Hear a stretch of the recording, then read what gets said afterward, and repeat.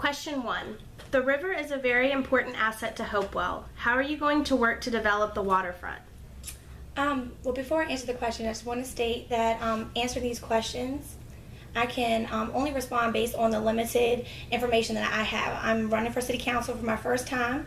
I'm not for re-election, so I don't have the information that other city councilors have. But the marina has obviously had a facelift and has had a few $1 million put into it.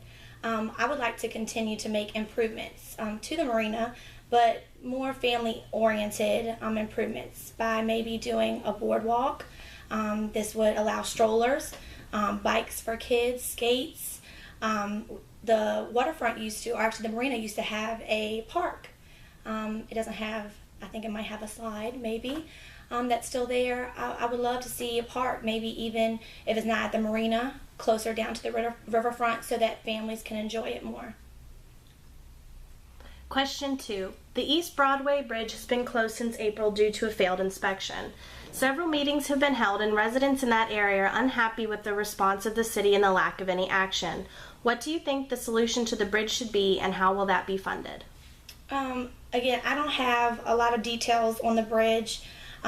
I know that there are mandatory repairs. My family goes that way all the time, and the bridge has been shut down for a long period of time.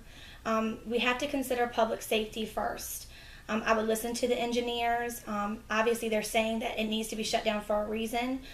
So at this time, we're just going to have to be patient. It's an inconvenience, but we have to, safety has to be our top priority. However, I would seek the funding from state and federal grants and ask the city manager to make this their top priority. Question 3. How can we bring more jobs and industry to Hopewell?